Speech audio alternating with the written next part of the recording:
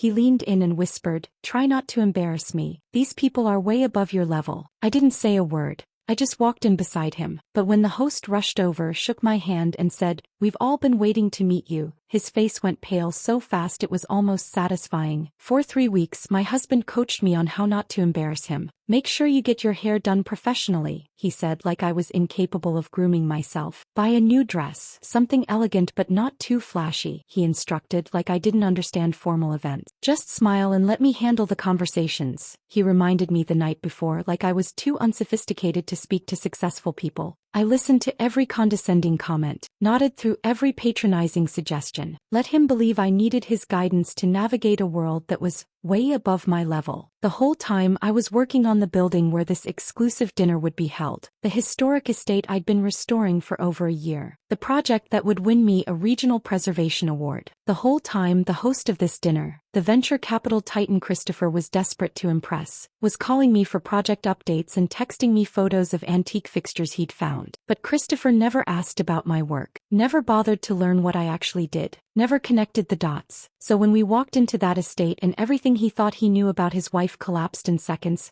I can't say I felt bad about it. My name is Natalie. This is the story of how I let my husband underestimate me, and how it cost him everything. I'm 34 years old and I've spent the last 15 years becoming someone my own husband never bothered to know. I'm a historic preservation architect. That's not the same as a regular architect, though most people don't understand the difference. I don't design new buildings or suburban developments. I save structures that everyone else has written off as lost causes, century-old factories that become luxury lofts, abandoned theaters transformed into cultural centers, landmark properties with foundation issues, failing infrastructure, and historical designations so restrictive that most architects won't touch them. That's my specialty, the impossible projects that require engineering expertise, historical knowledge, and the kind of stubborn determination that doesn't quit when things get complicated. Last year, my firm brought in $3.2 million in revenue. We've been featured in Architectural Digest twice. I have a regional preservation award on my office shelf and a national recognition from the Historic Preservation Foundation. 3 years ago, I gave a keynote speech at a conference in Boston where 200 architects took notes while I explained adaptive reuse strategies for mid-century industrial buildings. But you'd never know any of that by looking at me on a Tuesday morning. I show up to construction sites in steel-toed boots and Carhartt work pants. My hair is usually pulled back in whatever messy bun I can manage before my first cup of coffee. I drive a Honda CR-V that's sensible and completely unglamorous, with mud on the floor mats and blueprints perpetually rolled up in the back seat. I don't wear designer clothes to job sites because designer clothes don't survive concrete dust and paint splatter. My hands have calluses from handling materials, and I keep my nails short because long nails are a liability when you're climbing scaffolding to inspect original plasterwork. To most people, and definitely to my husband, I look like someone still working their way up, not someone who's already arrived. Christopher and I met 3 years ago at a friend's wedding. He was a financial analyst at a mid-tier investment firm. Good salary, respectable position, clear ambitions about making partner within 5 years. When we started talking at the reception, I found him attractive in that polished way some men have. Everything about him was carefully put together. Tailored suit that fit perfectly. Expensive watch that caught the light when he gestured. The kind of easy confidence that comes from a life where doors have always opened. He asked about my work and I told him about a theater restoration I was finishing. He seemed interested, asked follow-up questions, laughed at my stories about discovering original murals hidden under decades of drywall. We exchanged numbers, started dating. Within 6 months he'd moved into my house. The house I'd bought as a foreclosure 5 years earlier and spent 2 years renovating myself. The craftsman-style place with original hardwood floors I'd restored and built-in cabinetry I'd painstakingly stripped of paint to reveal the wood grain underneath. Christopher loved that house. He loved telling people about the great deal we'd gotten on it, though he never mentioned that I'd done the work myself or that I'd bought it years before we met. At first, our relationship felt balanced. We both had demanding careers. We'd meet for dinner and talk about our days, or at least he'd talk about his days, the clients he was pursuing, the financial structures he was building, the office politics he was navigating. I'd listen, ask questions, offer support when he needed it. Looking back now, I realize how rarely the conversation went the other way. When I talked about projects, his attention would drift. He'd nod at the right moments, but I could see his eyes glaze over slightly. If I got excited about solving a structural problem or tracking down a source for period-appropriate materials, he'd smile indulgently, the way you might smile at a child showing you their crayon drawing. He complimented my appearance regularly, told me I was beautiful, especially when I dressed up for his company events. But alongside those compliments came suggestions. Small things at first. Maybe wear heels instead of flats next time. Have you thought about a different hairstyle? That dress is nice, but something with a recognizable label might make a better impression. I told myself he was being helpful, that he understood professional image better than I did, coming from the corporate world where appearance mattered, that relationships required compromise, required adjusting to each other's needs and expectations. The comments escalated gradually enough that I didn't see the pattern forming. You work too much, he'd say when I brought blueprints home on weekends. Can't your team handle some of this? Do you really need to be at every site visit? Or,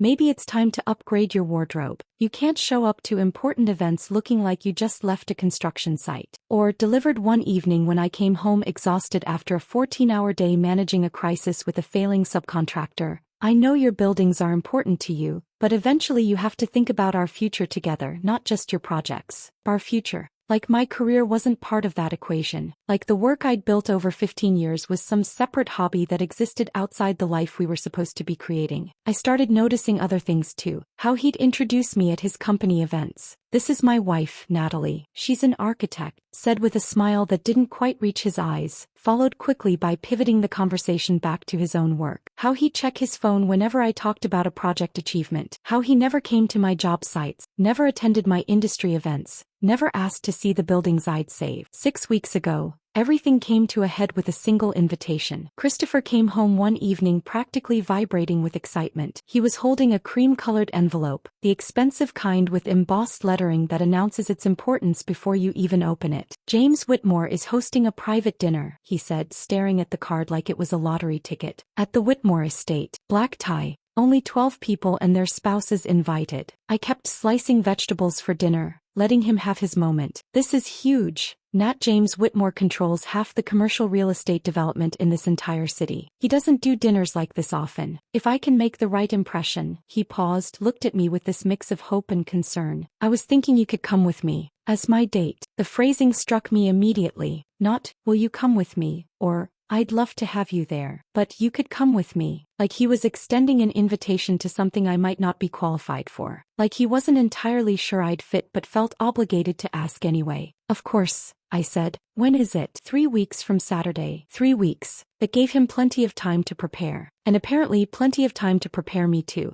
The coaching started the next day. Little comments woven into regular conversation. Reminders that escalated into instructions. By the end of the first week, he'd created an entire strategy for how I should present myself. Make sure you schedule a hair appointment for that Friday, he said over breakfast one morning. Professional styling. None of that messy bun thing you usually do. I looked up from my coffee. My hair is fine, Christopher. For work sites, sure. But this is different. These are extremely successful people. First impressions matter. A few days later, I was thinking you should buy a new dress for the dinner. Something elegant but not too flashy. But, you know, sophisticated. I have dresses. I know, but this is a really important event. Maybe something with a designer label? Something that looks expensive. The night before the dinner, he sat me down for what he called a game plan discussion. Listen, Nat, I need you to understand how significant this is. James Whitmore could open doors for me that I've been trying to get through for years. The people at this dinner are way out of our league right now. So tomorrow night, just follow my lead, okay? Smile, be pleasant, but let me handle most of the conversations. These people can be judgmental about careers and background. I don't want you to feel uncomfortable. I nodded, said okay.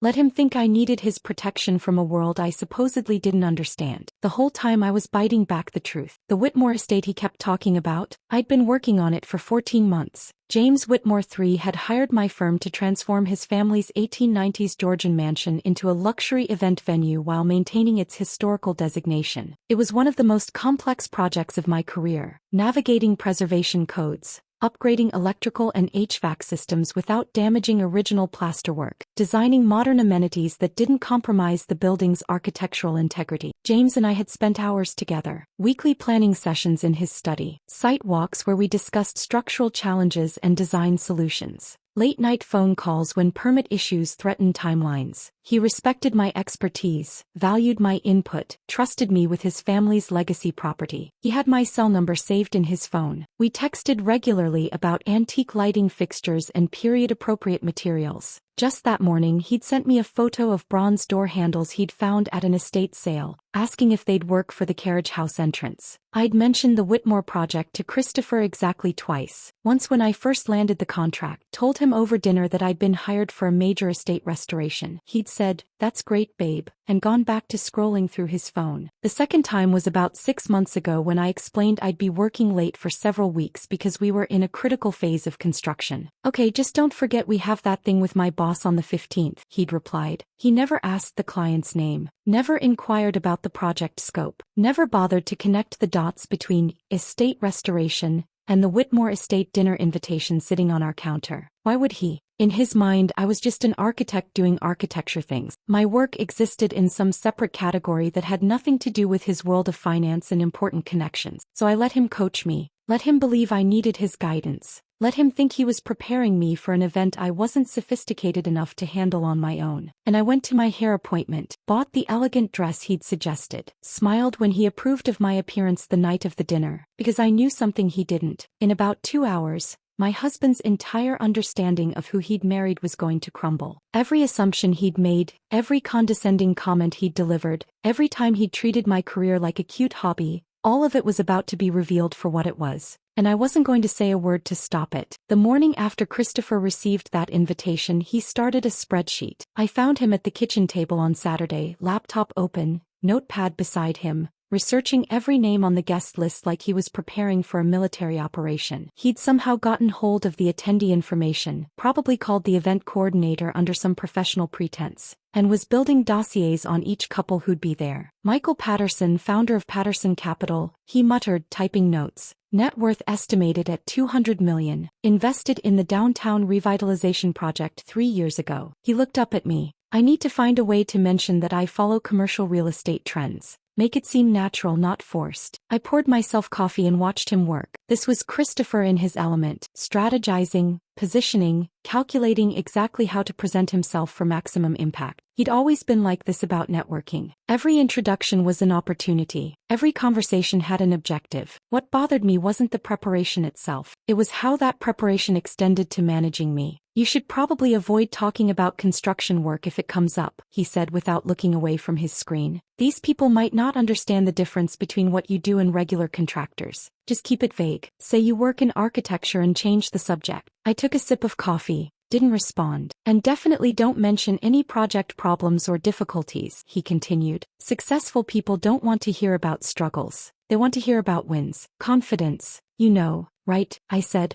Confidence. Over the next 3 weeks, Christopher's obsession intensified. He bought a new suit, not because his current ones weren't adequate, but because this dinner required something special. He practiced his handshake in front of the bathroom mirror. I walked past one evening and heard him rehearsing conversation openers, testing different ways to introduce himself that sounded impressive but not arrogant. He made a reservation at the salon I occasionally used and told me the appointment was for the Friday before the dinner. "Full styling," he said. "Not just a trim. I want you to look polished." "I can do my own hair, Christopher." "I know you can. But this is important. These people notice details. Just trust me on this." The dress conversation happened during week 2. We were getting ready for bed when he brought it up, casual but clearly rehearsed. "I was thinking you should buy something new to wear to the dinner, something that really makes an impression." I glanced at him from where I was setting my alarm. "I have plenty of dresses." "I know, but this is different. This isn't a work event or a casual dinner. This is," he paused, choosing his words. "This is the kind of event where people notice what you're wearing, where labels matter." I'm not trying to be superficial, but that's just how these circles work. "You want me to buy an expensive dress so I look like I belong." "I want you to feel confident," he corrected.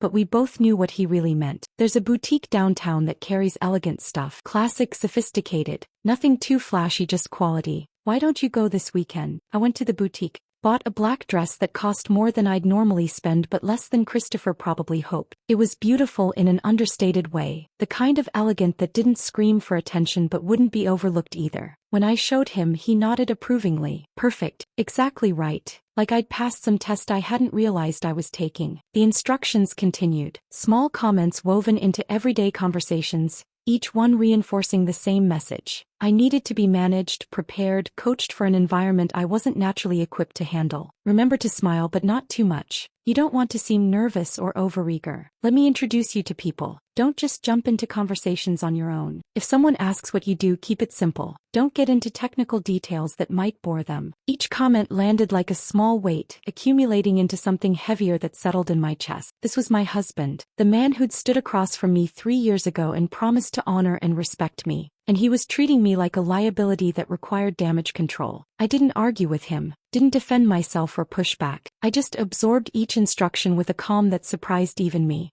Maybe part of me wanted to see how far he'd take it, how completely he'd reveal what he actually thought of me when the stakes felt high enough. The worst part was realizing how long this had been building. The comments about my appearance, the dismissal of my work, the way he'd position himself as the successful one in our relationship. It had all been there from the beginning. I'd just been too willing to interpret it as care rather than condescension. Wednesday before the dinner, Christopher came home with a small wrapped box. Inside was a delicate bracelet, something sparkly and expensive looking. "I thought you could wear this Saturday," he said, watching my reaction. "It's elegant. 5. Exactly the kind of thing that fits the event. It's beautiful. Thank you. I just want you to feel comfortable, to fit in." He kissed my forehead. "I know this world isn't really your scene, but you'll do great. Just follow my lead and everything will be fine." Your scene. Like the world of successful people having dinner together was something foreign to me, something I'd need his guidance to navigate safely. I wondered if he'd feel differently if he knew I'd spent that afternoon on a conference call with James Whitmore and the Historical Preservation Board, discussing the final inspection approval for the estate's ballroom restoration. If he knew that James had ended the call by saying,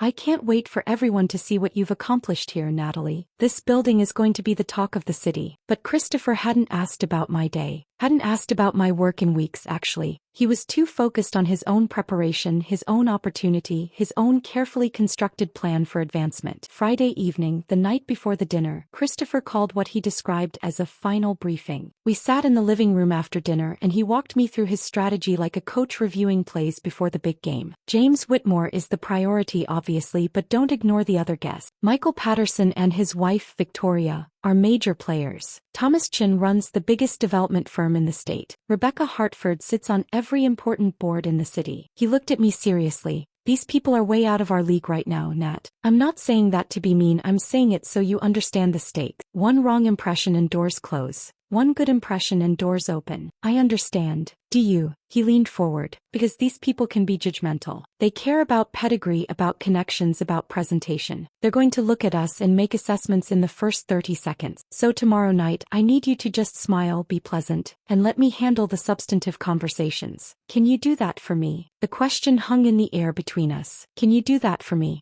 Like staying silent and decorative was a favor I'd be doing him. Like my own thoughts and expertise and professional credibility were things that needed to be hidden away for his benefit. "Yes," I said, "I can do that." He relaxed, smiled, reached over to squeeze my hand. "Thank you. I know I've been intense about this, but it's only because I care about our future. About building something bigger than what we have now. Our future." He kept using that phrase, but it was becoming increasingly clear that our future looked a lot like his future with me as a supporting player. That night, lying in bed next to my sleeping husband, I thought about all the ways I'd made myself smaller over the past 3 years. All the times I'd downplayed my achievements or stayed quiet about my success. All the moments I'd let him believe his career was the one that mattered, that my work was just something I did to stay busy. I thought about the Whitmore estate, about the 14 months I'd spent transforming a deteriorating mansion into something extraordinary, about the original crown molding I'd painstakingly restored, matching plaster composition from the 1890s, about the marble floors we'd uncovered and cleaned, revealing patterns that hadn't been seen in decades, about the chandelier I'd sourced from an architectural salvage auction in Philadelphia, spending weeks having it rewired and restored to its original glory. I thought about James Whitmore telling me last week that this project had exceeded every expectation, that he'd already received offers from 3 couples who wanted to book the venue for events before it was even officially open. And I thought about my husband sleeping peacefully beside me, completely unaware that tomorrow night he was walking into a building I'd saved, to meet people who already knew my name, for a dinner where I was the one they'd actually been waiting to meet. The irony was almost poetic. Saturday evening arrived with the kind of perfect weather that made everything feel slightly surreal. Clear sky, comfortable temperature, golden light that made the city look like it was posing for photograph. Christopher spent the afternoon getting ready with the kind of focused intensity usually reserved for job interviews or marriage proposals. His new suit fit perfectly. His shoes were polished to a reflective shine. Even his hair looked professionally styled, though I knew he'd spent 40 minutes in the bathroom achieving what he wanted to pass off as effortless. I got ready more quietly. The salon appointment had gone well. My hair looked elegant without being overdone. The black dress fit exactly right. The bracelet Christopher had given me caught the light when I moved. Looking in the mirror, I saw someone who belonged at an exclusive dinner. Someone who looked successful, polished, confident. Someone my husband still thought needed his protection from her own inadequacy. We drove to the estate in Christopher's car. He was too nervous to let me drive, needed the control of being behind the wheel. His hands gripped the steering wheel tightly. He kept taking deep breaths, the kind you take when you're trying to calm anxiety that won't quite settle. "You look beautiful," he said as we got closer. "Really beautiful. You're going to make a great impression." "Thank you. Just remember everything we talked about, okay? Smile, be warm, but let me lead the conversations. These people are extremely influential. We only get one shot at this." We pulled up to the estate's entrance and I felt Christopher's energy shift into something almost electric. This was it, his moment, the opportunity he'd been building toward. The building looked stunning. The exterior lighting I'd personally selected highlighted the restored limestone facade. The original bronze doors gleamed from months of careful restoration. The garden pathway was lined with period-appropriate lanterns that created a warm, welcoming glow. All of it, every detail had been specified, sourced, and approved by me. Christopher parked, turned off the engine and sat for a moment collecting himself. Then he turned to me with that expression I'd come to recognize over the past 3 weeks. Serious. Paternal, vaguely condescending. "Listen, Nat, I need you to understand how important tonight is. These people are extremely influential. James Whitmore alone could change the entire trajectory of my career." He reached over and took my hand, squeezing it firmly, not affectionately but like he was trying to make sure I was paying attention. "So please just try not to embarrass me tonight. These people are way above your level. Way above mine too, honestly. But I'm trying to get us there. So just follow my lead. Smile. Be pleasant. Let me do the talking." "Okay." I looked at my husband, really looked at him, saw a man who'd spent 3 weeks preparing for an evening he thought would define him. A man who'd coached and managed and instructed his wife because he genuinely believed she wasn't capable of navigating this world on her own. A man who had absolutely no idea who he'd married. "Okay," I said quietly, and I meant it. I would let him walk into that building. Let him try to impress the host who already had my number in his phone. Let him attempt to network with people who'd specifically asked to meet me. I would let him see finally and completely exactly who I was. We got out of the car and walked toward the entrance together. We walked into the foyer and I felt Christopher's anxiety radiating beside me like heat. The space took my breath away even though I'd seen it hundreds of times during construction. But seeing it transformed for this evening, lit perfectly, styled beautifully, filled with elegantly dressed people, made all those months of painstaking work feel suddenly powerfully real. The crown molding I'd spent weeks matching to the original 1890s plasterwork caught the warm glow from the chandelier. The marble floors we'd uncovered beneath layers of cheap linoleum gleamed under carefully placed lighting. Every detail I'd agonized over,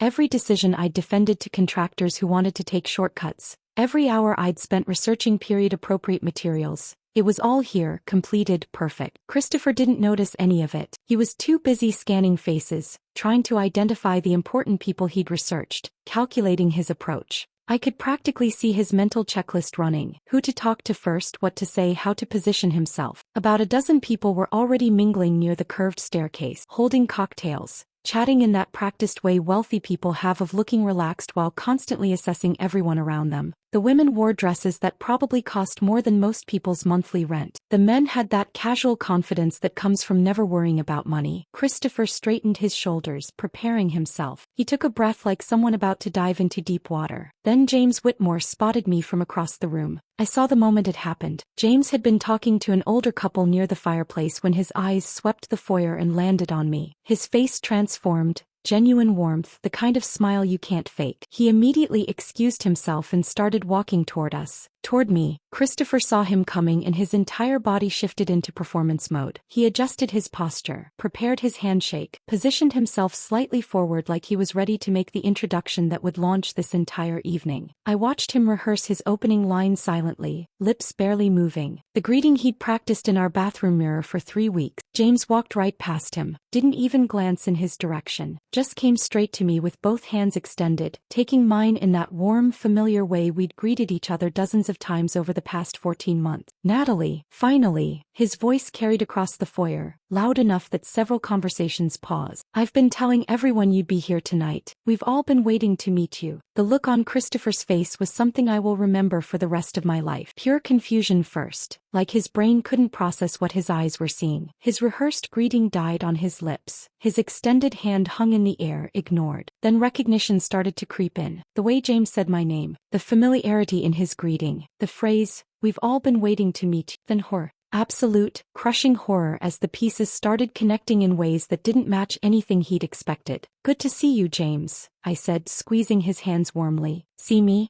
You're practically the reason we're having this dinner in this space." James gestured around the foyer with obvious pride. "I wanted everyone to experience what you created here. Every person in this room has asked me for your contact information." He finally glanced at Christopher, who looked like he'd been physically struck. "And you must be Christopher, Natalie's husband. She's mentioned you." Christopher made a sound that might have been words if his vocal cords were functioning properly. His face had gone pale. I watched him try to smile, try to extend his hand for that handshake he'd planned, but everything about him had short-circuited. "Natalie and I have been working together for over a year now," James continued pleasantly, like he didn't notice Christopher's distress. "Transforming this place was a nightmare before she came along. 3 other architects told me it couldn't be done. Code issues, structural problems, historical designation restrictions that would have made most people quit. But Natalie figured out how to honor the building's history while making it functional for modern use. Brilliant work." Architect, Christopher finally managed. "Historic preservation architect," I corrected gently. "There's a difference." James laughed. "Oh, don't be modest. You saved this building, and you did it on time and under budget, which frankly is a miracle in this industry." He turned back to Christopher and I saw something calculating in his expression, like he'd already sized up exactly what kind of man my husband was. "You must be incredibly proud. Not many people can do what Natalie does. It requires expertise in architecture, engineering, history, construction management, and navigating bureaucratic nightmares that would make most people walk away." Christopher's mouth opened, closed. He looked at me like he was seeing a stranger. "Now," James said, linking his arm through mine with easy familiarity, "I absolutely must introduce you to some people who've been eager to meet you. Michael Chin is considering converting an old textile mill into residential lofts and specifically asked to speak with you tonight. And Rebecca Hartford wants to discuss that theater restoration you did in Louisville. She's been trying to find the right architect for a similar project." He glanced back at Christopher almost as an afterthought. "You don't mind if I steal her for a bit, do you? Professional talk and all that."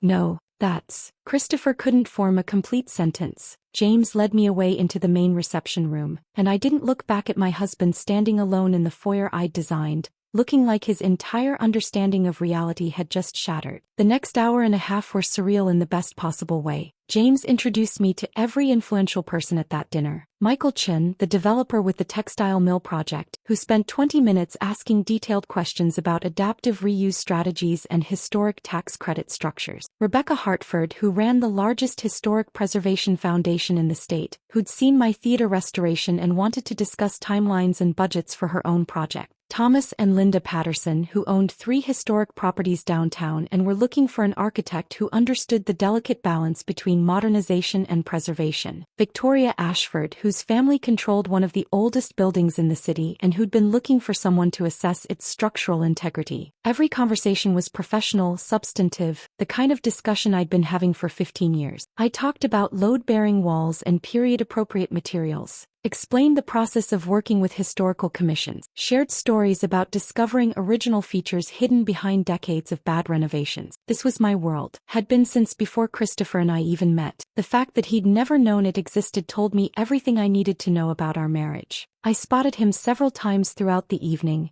trying to insert himself into conversations, struggling to find his footing. Without the James Whitmore connection he'd been banking on, without me standing beside him as his entry point, he was just another financial analyst at a party full of people who controlled actual capital. He'd approach a group, introduce himself, try to steer the conversation toward investment opportunities or market trends. People were polite but disinterested. They'd nod, make vague acknowledging sounds, then turn back to their previous discussions. At one point I saw him corner one of the waiters complaining about something, probably the scotch selection or the timing of the appetizers. The young man's face flushed, but he handled it professionally, the way service workers do when they're used to dealing with difficult guests. I'd seen Christopher treat staff that way before. Always found some small thing to criticize, some way to establish hierarchy. I told myself it was just him being particular about quality. Now I saw it for what it was, a man who needed to feel superior to someone, anyone, and chose people who couldn't push back. About 90 minutes into the evening,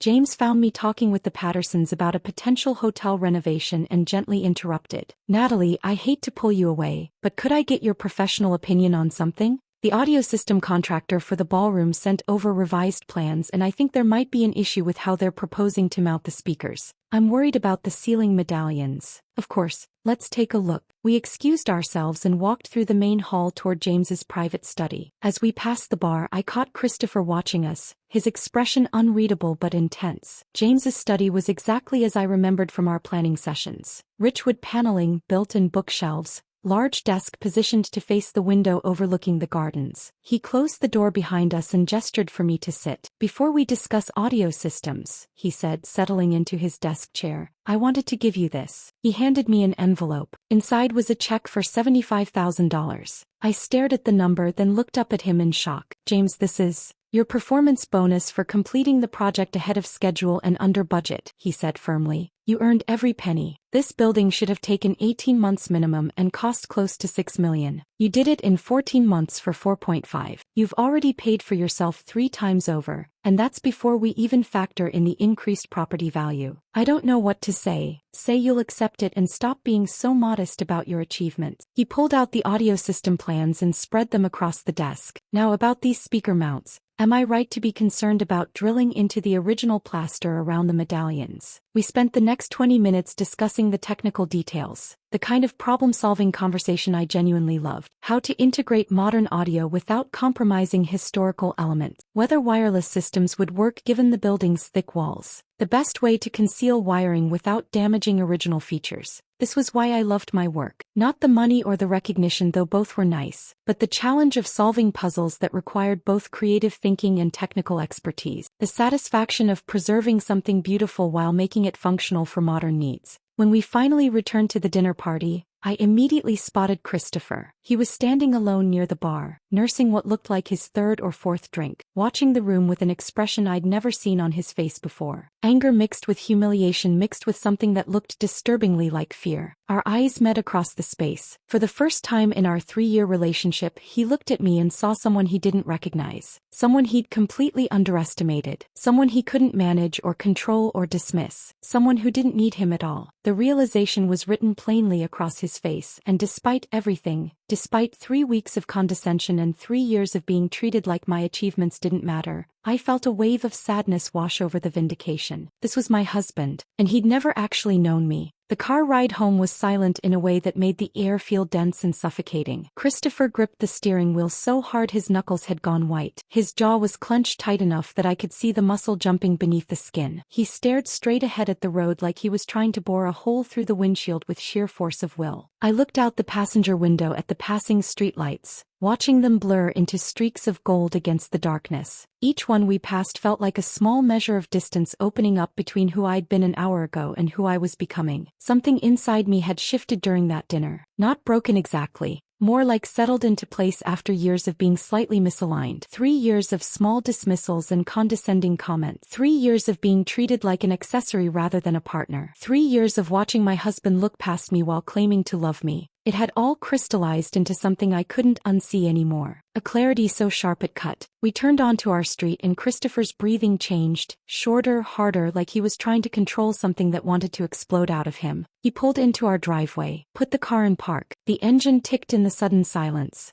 Neither of us moved. Then Christopher's hands dropped from the steering wheel and he turned to face me, his expression somewhere between fury and devastation. "You made me look like a complete fool tonight." His voice was low, controlled, but shaking at the edges. I turned to him slowly, kept my own voice calm. "How exactly did I do that? How did you?" He stopped, took a breath, tried again. "You knew James Whitmore. You've been working with him for over a year. You've been working on that entire estate, and you never thought to mention that to me." "I did mention it, twice. You weren't interested." His face flushed red. "You said you were working on an estate renovation. You didn't say it was James Whitmore's estate. You didn't say you were some kind of award-winning preservation expert who everyone at that dinner wanted to meet." "I'm not some kind of expert, Christopher." I felt exhausted suddenly, bone-tired. "I'm an architect who's been doing this work for 15 years. You just never bothered to ask what that actually meant. That's not fair, isn't it?" My voice rose slightly despite my efforts to stay level. "When was the last time you asked me about a project? When was the last time you showed any interest in my work beyond whether it interfered with your schedule? I've always supported your career." "You've tolerated it," I corrected. "There's a difference. You tolerated my work as long as it didn't inconvenience you or make you look bad. But the second it became visible, the second other people saw what I actually do, you're angry. Not proud.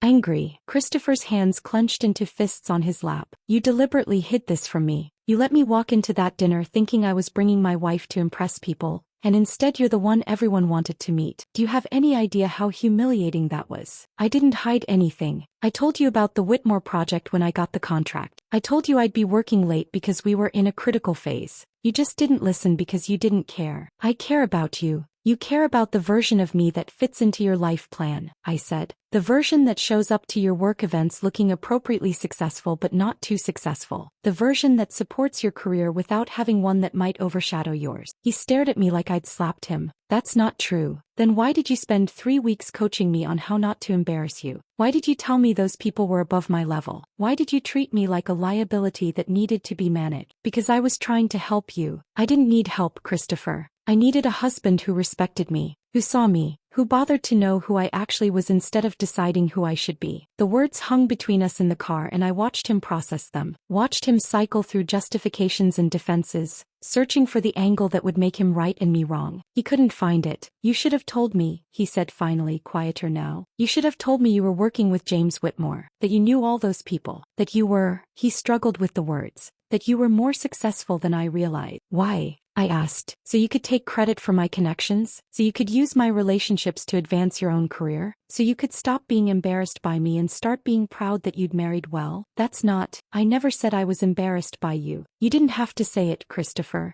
You showed it every single day." He opened his mouth to argue but nothing came out. For once in our entire relationship he had no response. I opened the car door and stepped out into the cool night air, walked up to our house, my house, the one I'd bought and renovated years before I met him, and went inside. Christopher followed a few steps behind, his footsteps heavy on the porch. In the living room he finally found his voice again. "I can't believe you're trying to make this my fault. You're the one who lied." "I never lied," I said, turning to face him. "Not once. I told you what I did for a living. I told you about my projects. You just never listened because my work wasn't important enough to you. And now you're angry because other people saw what you refused to see. That's not fair, Natalie. None of this is fair. But it's honest. And maybe that's what's really bothering you, that you can't spin this into a story where you're the victim and I'm the one who did something wrong." His face cycled through emotions. Anger, hurt, defensiveness, something that might have been shame. "So what are you saying? That our entire marriage has been a lie?" "I'm saying I don't think you ever actually knew me, and I don't think you wanted to." The words came out quieter than I'd expected, but they landed hard. I could see them hit him, could see the realization starting to crack through his defenses. I walked upstairs to our bedroom and pulled my overnight bag from the closet, started packing, clothes, toiletries, the things I'd need for a few days away. Christopher appeared in the doorway, watching. "What are you doing?" "I'm leaving for a while. I need space to think." "You're leaving?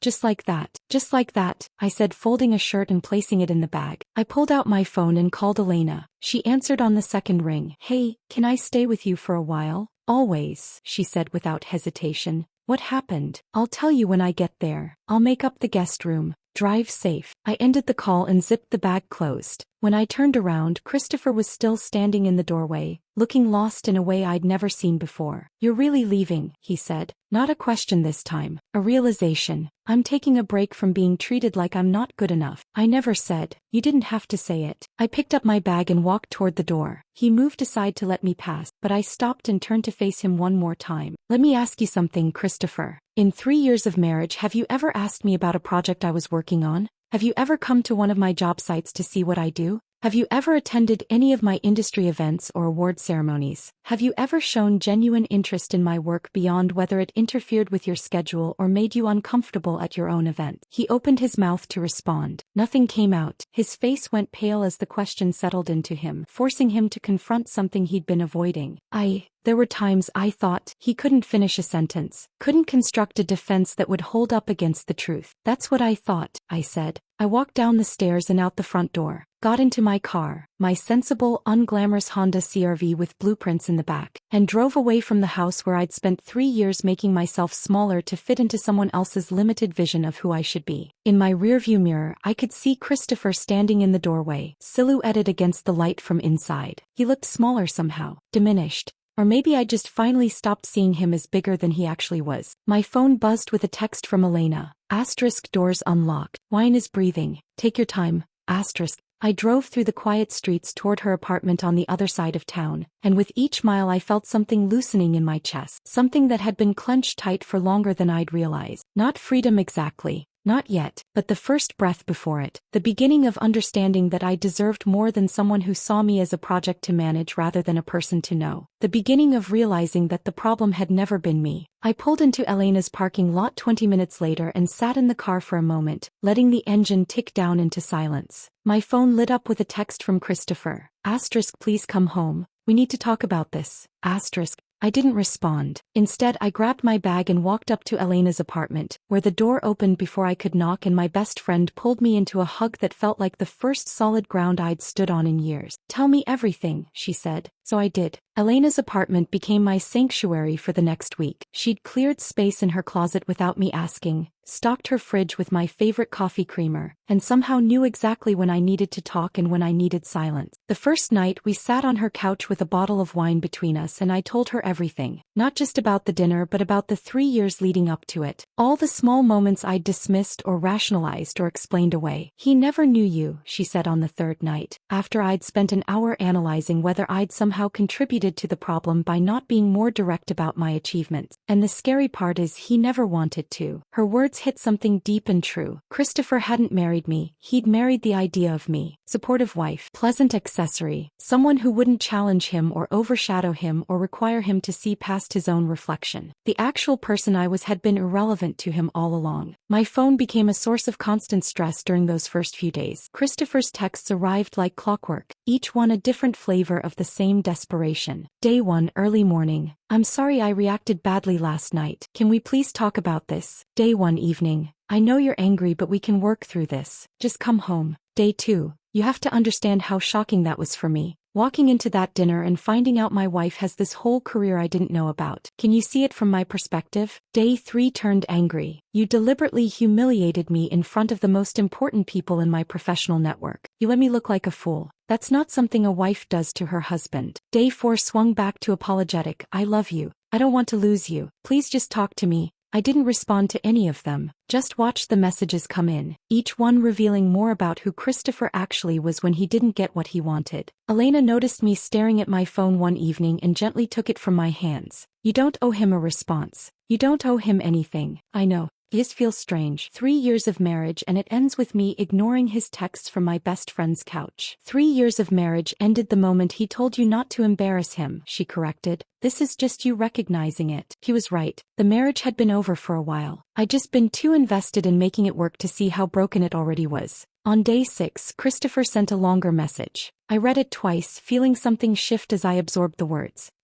Natalie, I've been thinking about everything that happened. I'm sorry for how I acted at the dinner. I was surprised and felt embarrassed, but that's not your fault. I realize now that I haven't been as supportive of your career as I should have been. I want to fix this. I want to understand what you do and be proud of you the way I should have been all along. Can we talk? please. I love you and I don't want to lose you over this. Asterisk. I stared at the message for a long time. It said almost all the right things. The apology, the acknowledgement, the desire to change. But something was missing. He was sorry he'd been caught being unsupportive. Not sorry for the years of actual dismissal. He wanted to fix the embarrassment he'd felt, not repair the damage he'd caused to our relationship. He loved me, but which version? The real one he'd just discovered, or the manageable one he'd thought he married? The message was about preserving what he wanted, not about understanding what he'd done. I called him. He deserved to hear my voice when I ended our marriage. He answered on the first ring. Nat, thank God. Can you come home? I miss you. We can work through this. I don't think we can, Christopher. Silence. Then cautiously, what do you mean? You don't respect what I do, I said, keeping my voice steady. You never have. You spent our entire marriage treating me like I was trying to be successful instead of recognizing I already was. And when you found out the truth, you weren't proud. You were humiliated. That tells me everything I need to know. That's not fair. I was just shocked. You were embarrassed, I corrected. There's a difference. You were embarrassed that your wife was more successful than you realized, that she had connections you didn't, that she didn't need you the way you needed her to need you. I never said. You didn't have to say it. You showed it every day for 3 years. I took a breath. You wanted a wife who looked good at events and supported your ambitions. I wanted a partner who valued my work as much as I valued theirs. We wanted different things. We still do. So what? You're just giving up? Just throwing away 3 years of marriage because of one bad night? And there was. He still thought the problem was the dinner. One isolated incident he could apologize for and move past. He didn't see the pattern. Didn't understand that the dinner had simply revealed what had always been true. I'm not giving up, I said quietly. I'm accepting reality. And the reality is I deserve someone who doesn't think I need to prove my worth to be worth loving. I never said you weren't worth. Natalie, that's not what this is about. It's exactly what this is about, and I think you know that. I think that's why you're so angry. He went silent. I could hear him breathing on the other end of the line, could almost feel him searching for the right words that would make this go away. He couldn't find them. I'm going to file for divorce, I said. I wanted you to hear it from me first. Natalie, please. I ended the call. 2 weeks later, I filed the papers. My attorney was efficient and sympathetic. The asset division would be straightforward. The house was mine from before the marriage, our bank accounts had always been separate, and Christopher had no claim to my business. What I didn't expect was how quickly the story would spread. Within a month, the tale of the husband who didn't know his wife was the architect everyone wanted to work with had become industry gossip. I heard different versions of it, some accurate, some embellished, told at conferences, shared over client dinners, passed around at networking events. People I'd never met knew the story. Some found it inspiring. Others found it hilarious. A few used it as a cautionary tale about assumptions and ego. My phone rang constantly with new project inquiries. People who'd been at the dinner wanted to work with me. People who'd heard about the dinner wanted to meet me. James Whitmore had apparently been sharing the story himself, framing it as an example of why he valued substance over image. The attention was flattering and overwhelming in equal measure. Meanwhile, Christopher's professional world was imploding in ways I heard about through mutual acquaintances. Apparently, he'd tried to leverage his connection to Natalie to network with some of the guests from the dinner, reached out to Michael Chin about investment opportunities, mentioned casually that his wife was the architect Chin had been so impressed by. James Whitmore had shut that down immediately, made it clear to his network that Christopher was not affiliated with my firm,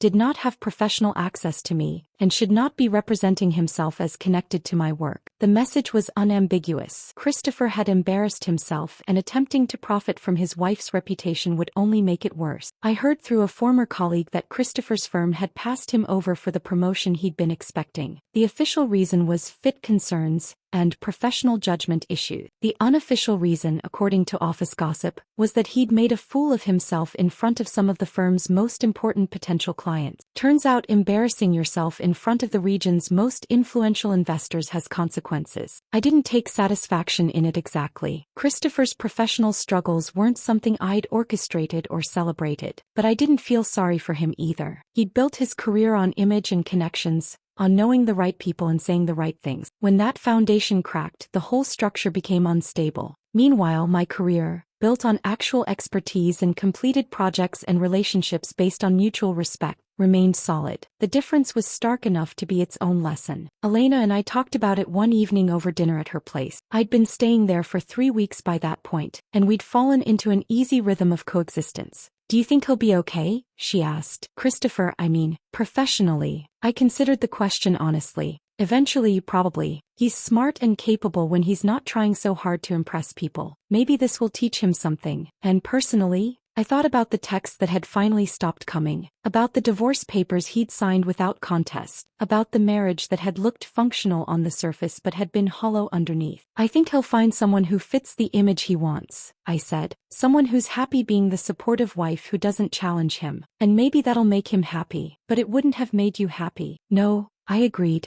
It really wouldn't have. Elena raised her glass to knowing the difference. I clinked my glass against hers and smiled. For the first time in weeks, maybe years, I felt like I could breathe all the way down to the bottom of my lungs. The grief was still there. The loss of 3 years, the death of what I'd hoped the marriage could be. But underneath the grief was something stronger, relief, and the quiet, growing certainty that I'd made the right choice. 3 months after I filed for divorce, I saw Christopher at my favorite coffee shop. It was a Tuesday morning, early enough that the place was still quiet. I'd just ordered my usual when I spotted him sitting at a corner table, laptop open, looking like he belonged there. Our eyes met. He nodded, gave a small wave, then went back to his screen like it was the most natural thing in the world. I took my coffee and left without acknowledging him further. The next week I saw him again. Different day, same coffee shop, same corner table. This time he was on his phone, but he looked up when I walked in. Another small nod. Another pretense of casual coincidence. The third time I was walking back to my car after a site meeting near Elena's neighborhood and spotted his car parked across the street from her building. He was sitting in the driver's seat, scrolling through his phone. When he saw me notice him, he started the engine and drove away. That evening I texted him, "You need to stop showing up places I am. It's not coincidence anymore. It's deliberate." His response came 10 minutes later. "I live in this city too. I have a right to go wherever I want. You don't own these places." Technically true.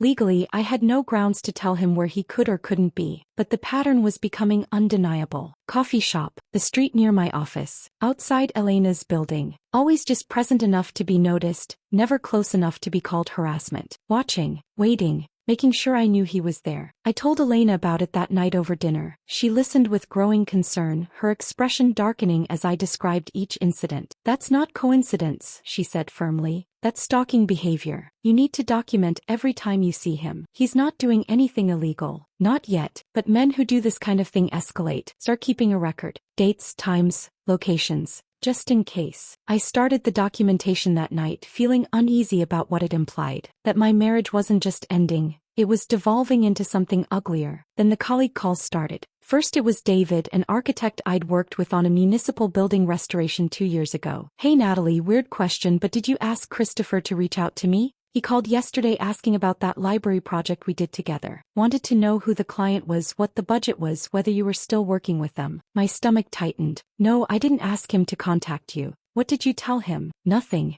It felt off, so I said I couldn't discuss client information. He got kind of pushy about it though, said he was just trying to understand your work better. 2 days later, my project coordinator mentioned that someone claiming to be my husband had called the office asking for our client roster. The receptionist had politely refused and transferred the call to our office manager, who told him firmly that we couldn't share that information without my explicit permission. Then Bryn, my assistant, pulled me aside one afternoon with an expression that told me this conversation wouldn't be pleasant. "I probably shouldn't tell you this," she started, closing my office door behind her. "But Christopher contacted our office yesterday, called the main line and got transferred to me when he said it was about financial documents." "What kind of financial documents?" "That's the thing, he was vague about it. Said he needed to check on some records from when you were married. But then he started asking about ongoing contracts, client names, project values. He wanted to know about the Whitmore estate payment, about upcoming projects, about revenue projections." She looked genuinely uncomfortable. "I told him I couldn't share any of that without your direct permission." He got angry, actually raised his voice, said he had a legal right to information about assets that might be considered marital property. The words hit me like cold water. Marital property. He wasn't trying to understand my work or reconcile our relationship. He was building a case. I called my divorce attorney within the hour. "Natalie, I was actually about to call you," she said when she answered. "Christopher's attorney filed a motion this morning. He's claiming entitlement to a portion of your firm's value as a marital asset." I felt the floor shift beneath me.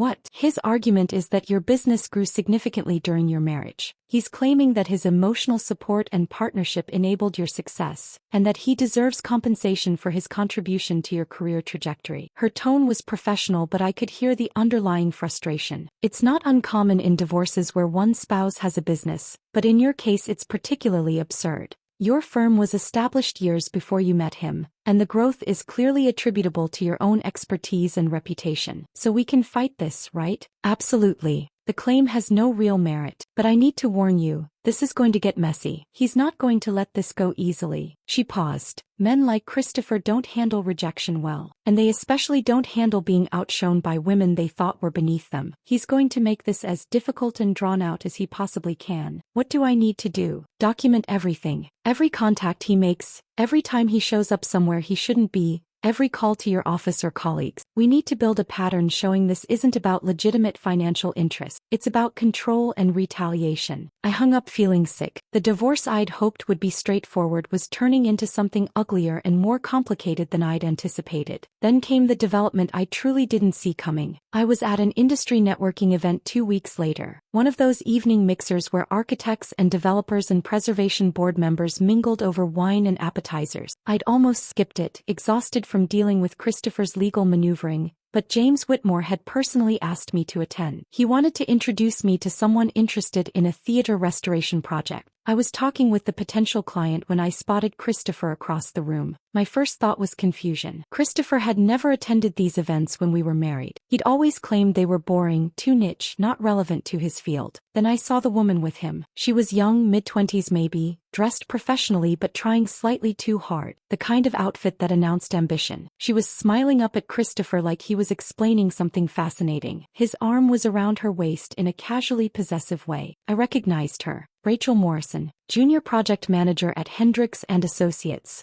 a competing firm that specialized in commercial renovations. We'd been on opposite sides of a bid once. She'd seemed competent but inexperienced, eager to prove herself. Christopher spotted me looking and his expression shifted into something I couldn't quite read. Not embarrassment, something closer to defiance. I excused myself from the conversation and found Elena, who'd come with me as moral support. "Is that Christopher?" she asked, following my gaze. "With Rachel Morrison from Hendricks. How long has that been going on?" "I have no idea. First I'm hearing of it." The next morning, a colleague sent me a screenshot from Christopher's social media. It was from the event. Christopher and Rachel smiling at the camera, his arm around her shoulders, both holding wine glasses. The caption read, "Great evening networking with the best in historic preservation. Always learning from this incredible community." I stared at the photo, pieces clicking into place. Christopher wasn't just dating Rachel. He was using her. Access to my industry. Entry to events he'd never cared about before. Information about projects and clients and firm strategies that he could potentially leverage. All wrapped in the appearance of a new relationship that made him seem connected and relevant. He was calculated, transparent to anyone paying attention, and apparently working. Over the next few weeks, I heard through various channels that Christopher had been showing up at Preservation Society meetings, architecture lectures, even a historic building tour that required pre-registration. Places he'd never had interest in when we were married. Always with Rachel. Always introducing himself as someone deeply connected to the preservation community. Always making sure people knew he understood the field, appreciated the work, had relationships with the key players. He was rebuilding his reputation through proximity to my world. The world he'd dismissed as unimportant for 3 years was suddenly his new professional identity. And Rachel, whether she realized it or not, was his access point. I mentioned it to my attorney during our next call. "That's actually helpful for our case," she said. "It shows his sudden interest in your field is strategic, not genuine. That he sees value in your professional connections and reputation, which undermines his claim that he didn't know or understand what you did during the marriage. Should I be worried about him getting information through Rachel?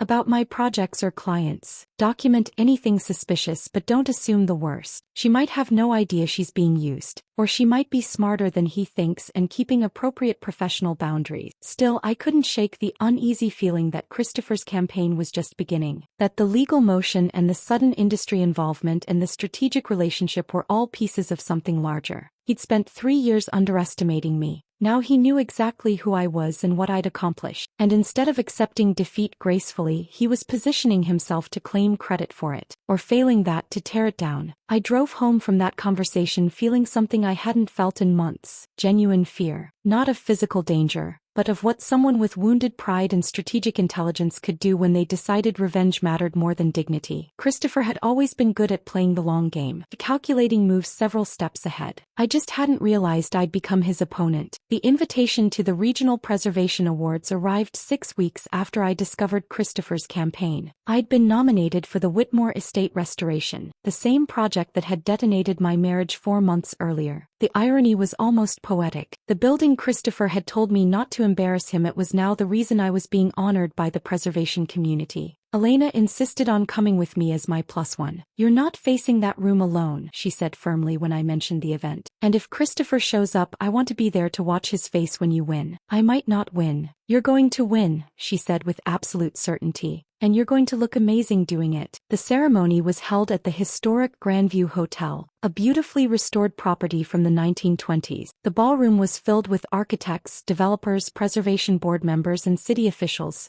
Basically everyone who mattered in the regional historic preservation world. I wore a deep blue dress that Elena had helped me pick out, something elegant and confident without trying too hard. My hair was styled professionally, jewelry understated. When I looked in the mirror before we left, I saw someone who belonged in that room, someone who'd earned her place there. We arrived early and I immediately started recognizing faces. Colleagues I'd worked with, clients from past projects. James Whitmore, who waved from across the room and started making his way over to greet us. Then I saw Christopher. He was standing near the bar with Rachel, both of them dressed for the occasion. His suit was new, I didn't recognize it. Rachel wore a cocktail dress that was slightly too formal for the event, like she'd misjudged the dress code. Elena followed my gaze and her grip on my arm tightened. "Deep breath. You're here because you earned it. He's here because he's trying to stay relevant." "I know. Do you want to leave?" "Absolutely not." James reached us before I could overthink Christopher's presence. He greeted me warmly, congratulated me on the nomination, introduced Elena to a developer he'd been talking with. Within minutes I was absorbed into conversations about upcoming projects and preservation challenges, the kind of substantive professional discussions that reminded me why I loved this work. I saw Christopher watching from across the room but refused to let it affect me. When they called everyone to be seated for dinner and the awards presentation, Elena and I found our assigned table near the front. James was seated at the same table along with 2 board members from the Preservation Society and their spouses. Christopher and Rachel were seated toward the back. The dinner passed in a blur of courses and conversations. My stomach was too tight with nerves to eat much, but I smiled and engaged and pretended I wasn't counting down the minutes until they announced the restoration category. Finally, the awards began. They started with smaller categories: Best Adaptive Reuse under $1 million, Best Preservation Planning Document, Outstanding Volunteer Contribution. Each winner gave a brief speech, thanked their teams, posed for photos. Then came the category I'd been nominated for: Excellence in Historic Building Restoration. The presenter read through the nominees, describing each project briefly. When she got to the Whitmore estate, she spent extra time on it, highlighting the complexity, the innovative solutions to preservation challenges, the ahead-of-schedule completion. And the winner is Natalie Harper for the Whitmore Estate Restoration. The room erupted in applause.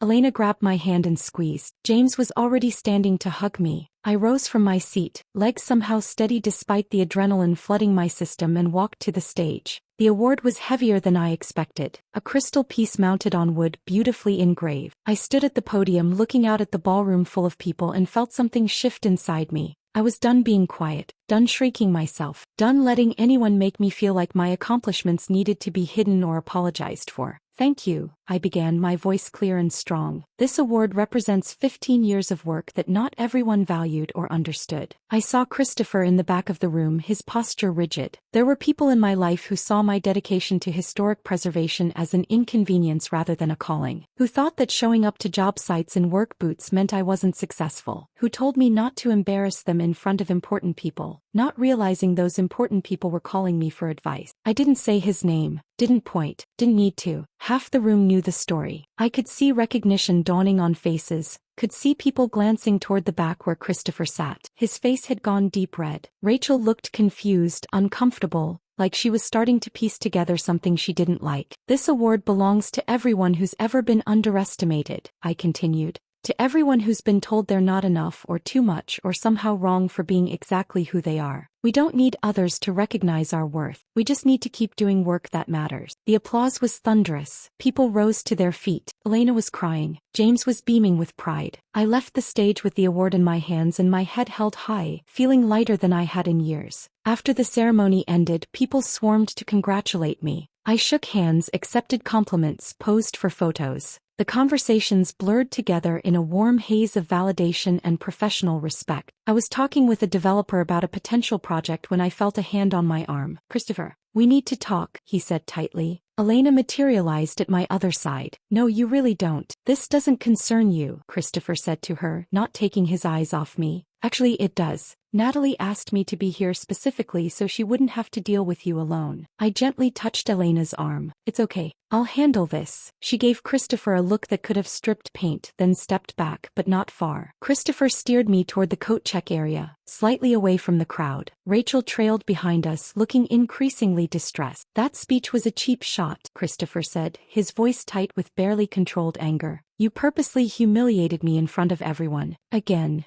I looked at him with a calm I'd earned through months of therapy and painful self-reflection. "I didn't mention your name, Christopher. If you felt humiliated, that's your conscience recognizing truth. You made it obvious. I told my story. If it makes you uncomfortable, maybe that's something you should examine." He stepped closer and I saw something dangerous flash in his eyes. "You've been trying to destroy my reputation since the divorce." Suddenly James Whitmore was there, positioning himself subtly between us. "Is there a problem here?" Christopher's face went pale. His anger deflated like a punctured balloon as he registered who'd just interrupted. "No problem," Christopher said stiffly, taking a step back. "I was just congratulating my ex-wife on her award." James smiled, but it didn't reach his eyes. "Natalie's earned every recognition she's received. Her talent speaks for itself. Always has." He turned to me. "Rebecca Hartford is looking for you. She wants to discuss that theater project." It was a clear dismissal. I nodded gratefully and started to turn away. "Natalie," Christopher started, but Rachel suddenly spoke up, her voice cutting through the tension. "I need to use the restroom." "Excuse me." She walked away quickly, heading toward the hallway where the restrooms were located. I followed a moment later, wanting to escape the confrontation,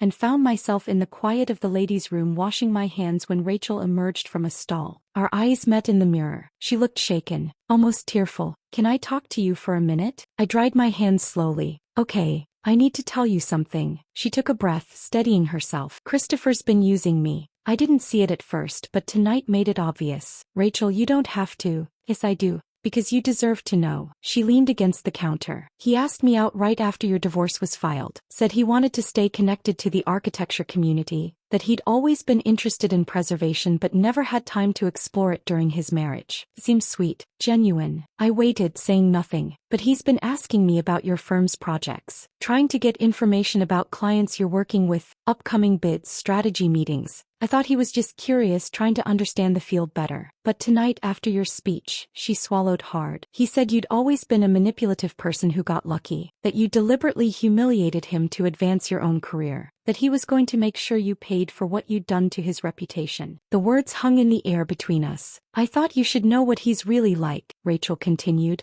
"I'm done being part of whatever game he's playing. I'm sorry I didn't see it sooner." I looked at this young woman who'd been caught in the crossfire of my failing marriage, and felt genuine sympathy for her. "Thank you for telling me," I said quietly. "And I'm sorry you got pulled into this. I should have known better." She managed a weak smile. "Lesson learned, I guess." She left the restroom and I stood there for a moment processing what I'd just heard. Then I pulled out my phone and texted my attorney. Need to talk tomorrow morning. Have new information about Christopher's behavior. Rachel Morrison willing to provide statement. The response came within seconds.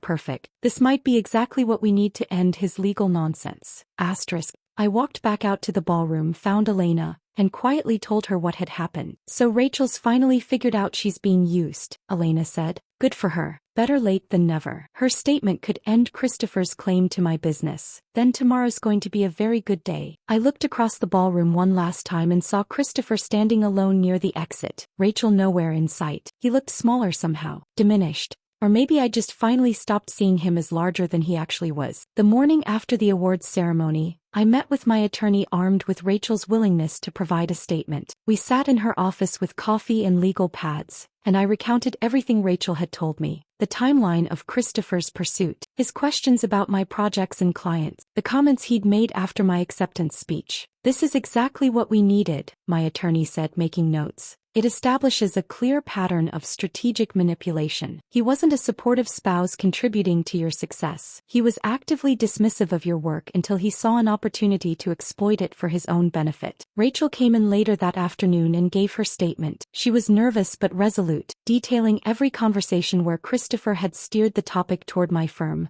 every question about clients and contracts, every attempt to position himself as connected to my professional world. "I feel stupid for not seeing it sooner," she said as she signed the affidavit, "but I want to make it right." "You're doing the right thing now," my attorney assured her. "That's what matters." 2 weeks later, we presented everything to the judge handling our divorce case. Rachel's sworn statement, documentation from my assistant about Christopher's calls to the office, the pattern of him showing up at places I frequented, his sudden involvement in preservation industry events he'd never attended during our marriage. My attorney laid it out methodically. "Mr. Bennett is claiming he supported Mrs. Harper's career and deserves compensation for that support. The evidence shows the opposite. He dismissed her work, showed no interest in her projects, and actively discouraged her professional development. His current actions demonstrate that his motion isn't about fair asset division, it's retaliation for being publicly revealed as someone who underestimated his wife." The judge reviewed the materials, asked a few clarifying questions, then made her ruling. Christopher's motion was dismissed with prejudice, meaning he couldn't refile it. His attorney was advised that continuing this line of argument would be considered harassment and could result in sanctions. The divorce would proceed as originally proposed, split of marital assets acquired during our marriage,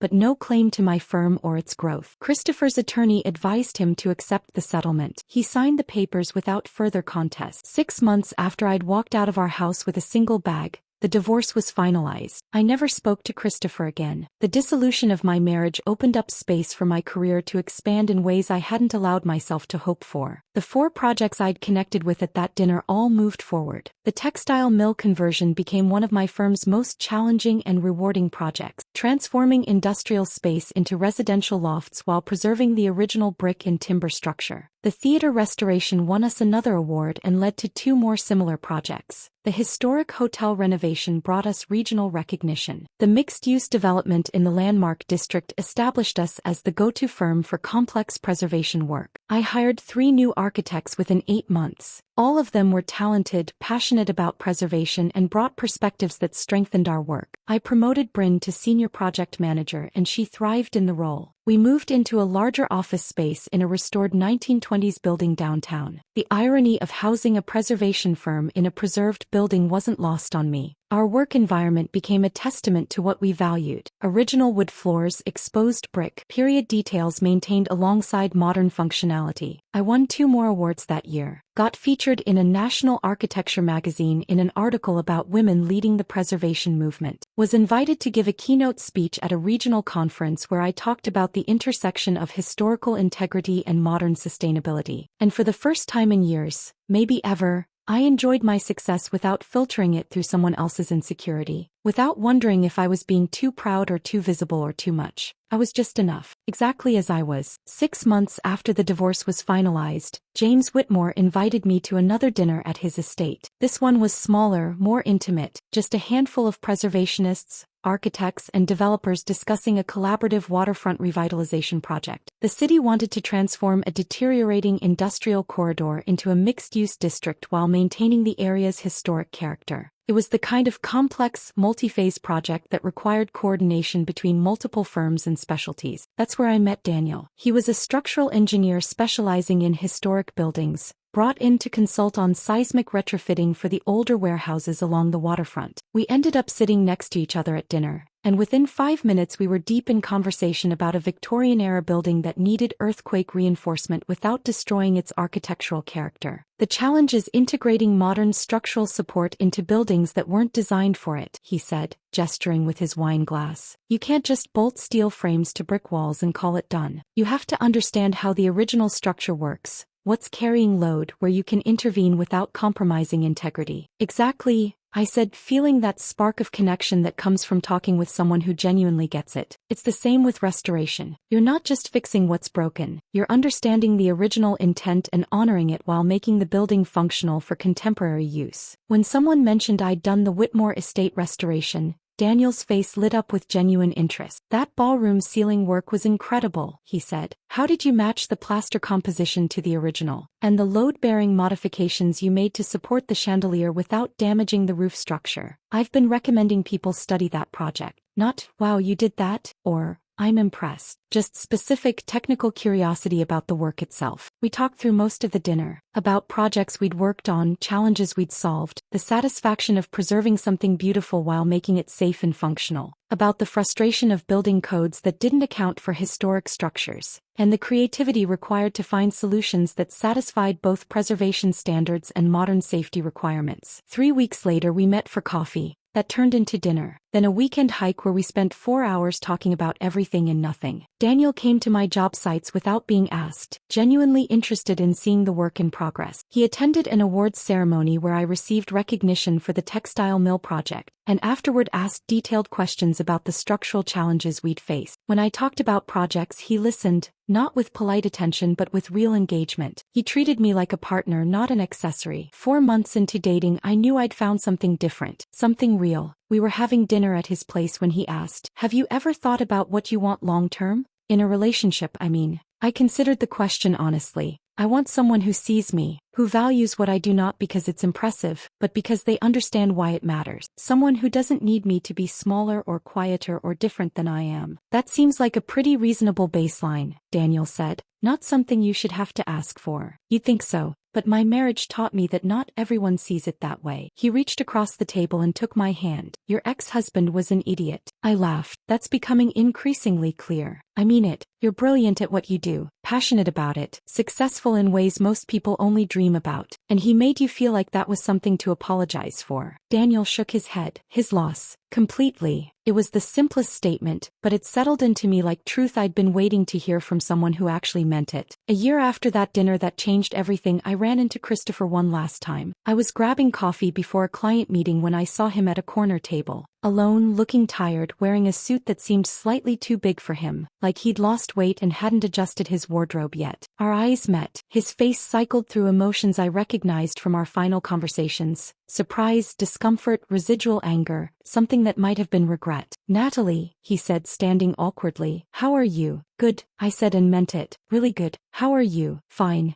Busy. I'm actually at a different firm now. Corporate restructuring division. Different focus than before." "That's good. I hope it's working out." "It is. Mostly." Awkward pause. "I heard you won another award for that mill project. Congratulations." "Thank you." We stood there in uncomfortable silence. Two people who'd once been married now struggling to make basic small talk. Are you seeing anyone?" he asked. "I am. His name is Daniel. He's a structural engineer." Christopher nodded, processing that. "That's good. I'm glad you're happy. Are you seeing anyone?" "Not right now. Work's been demanding. Haven't had much time for dating." I wondered if that was true or if Rachel had been his last attempt at using relationships strategically and it had backfired badly enough to make him cautious. "Well," I said, "I should get going. Client meeting." "Right. Of course." He hesitated, then said quietly, "Natalie, I'm sorry for all of it. The way I treated you during our marriage. The legal stuff after. All of it. You deserved better." I looked at him and realized I didn't feel anger anymore. Just a distant sadness for the years we'd both wasted trying to make something work that was never going to. "I appreciate you saying that," I said. "I hope you find what you're looking for, Christopher. I really do." And I meant it. Because the best revenge wasn't his failure or my success. It wasn't the awards or the recognition or even the moment at that first dinner when everything he'd assumed about me crumbled. The best revenge was building a life where I didn't need revenge at all. Where I could show up exactly as I was. Work boots and messy bun and hard-earned expertise. And know that was more than enough. Where I had work I was proud of, a partner who saw me clearly, and the quiet, unshakable knowledge that my worth had never depended on someone else recognizing it. I walked out of that coffee shop into the bright afternoon sun, got into my sensible Honda CR-V with blueprints in the back, and drove to my client meeting feeling lighter than I had in years. My phone buzzed with a text from Daniel. "Dinner tonight? Want to hear how the meeting goes?" I smiled and texted back, "Absolutely, book." And for the first time in longer than I could remember,